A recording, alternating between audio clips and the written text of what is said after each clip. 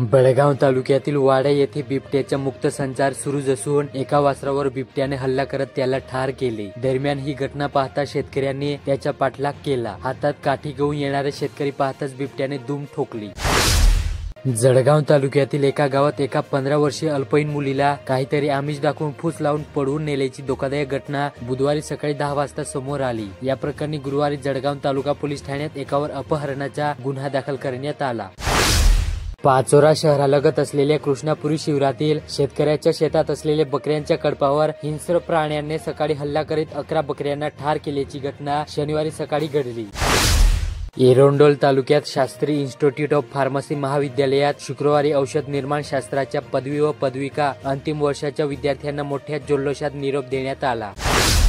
चोपडा तालुक्यातील एका अल्पवयीन मुलीला अमळनेर येथील एक तरुण पळवून नेत असताना काही सजग तरुणांनी त्याला पकडून शहर पोलिसांच्या ताब्यात दिले। हा प्रकार शुक्रवारी दुपारी घडला।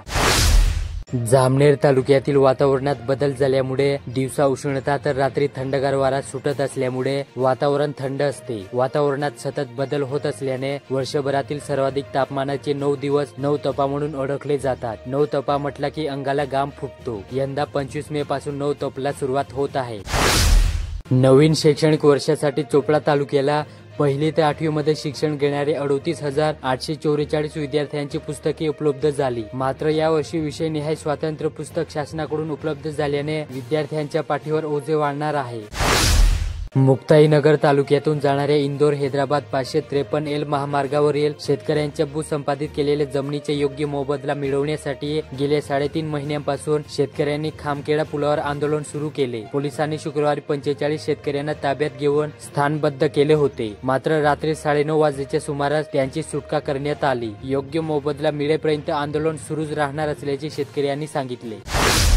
यावल तालुक्यातील फैजपूर येथे 10वी परीक्षेचा निकाल नुकताच लागला। 10वीच्या विद्यार्थ्यांसाठी जेटी महाजन पॉलिटेक्निक डिप्लोमा अभ्यासक्रमासाठी नोंदणी सुरू करण्यात आली। धरणगाव येथील बस स्थानकासमोर असलेली कार चोरीला गेल्याची घटना घडली। या प्रकरणी पोलीस स्थानकात तक्रार दाखल केल्यानंतर 9 तासाच्या आत पोलिसांनी चोऱ्याच्या मुसक्या आवळल्या। चोपडा शहरातील सभापती निवास असणाऱ्या स्थळी एका अज्ञाताचा खून झाल्याची घटना उघडीस आली। उपविभागीय पोलीस अधिकारी अण्णासाहेब गोलप आणि पोलीस निरीक्षक मधुकर साळवे यांनी काही तासातच आरोपीस अटक केली। पाचोरा तालुक्यात लग्न समारंभासाठी आलेल्या पाहुण्या महिलेच्या गळ्यातील मंगळसूत्रासह 2 सोन्याच्या पोत अज्ञात चोरट्यांनी धूम स्टाईलने अरबाडून नेल्याची घटना पाचोरा शहरात बडगाव रोडवर घडली।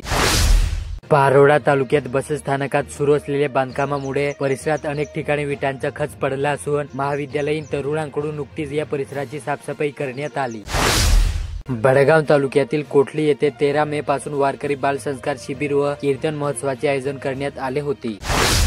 पारोडा तालुक्यात सावखेडे होड विविध कार्यकारी सोसायटी अध्यक्षपदी भास्कर पाटील तर उपाध्यक्षपदी दत्तात्रय पाटील यांची बिनविरोध निवड करण्यात आली।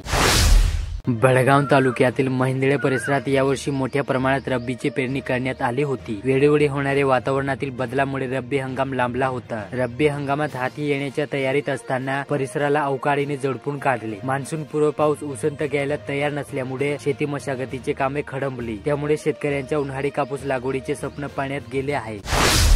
बदवड शहरात ऐतिहासिक वास्तूंची साक्ष देत सुमारे 118 वर्ष पुरातन प्रशासकीय इमारत आहे। एकेकाळी या इमारतीत अधिकारी आणि ग्रामस्थांचे राबता असायचा। आज ही इमारत कचरा साठवण्याचे केंद्र झाले आहे। जळगाव धुळे हायवे ओलांडत असताना चक्कर येऊन पडलेल्या भुसावळ येथील एका व्यक्तीला अज्ञात 4 चाकी वाहनाने धडक दिली। यात त्याच्या हात व पायाला गंभीर दुखापत झाली असून या प्रकरणी जखमी व्यक्तींच्या पुतण्याने दिलेल्या फिर्यादीवरून अज्ञात वाहन चालकाविरुद्ध भुसावळ पोलीस ठाण्यात गुन्हा दाखल करण्यात आला। क्रूरपणे वाहतूक केले जाणाऱ्या एकूण 30 उंटांची सावदा पोलिसांनी वेळेत सुटका करून त्यांचे प्राण वाचवले। या उंटांना पुढील उपचारासाठी आणि सुरक्षित निवाऱ्यासाठी जळगाव नजीकच्या कसुंबा येथील अहिंसा तीर्थ रतनलाल सी बाफना गोशाळा येथे सोपवण्यात आले।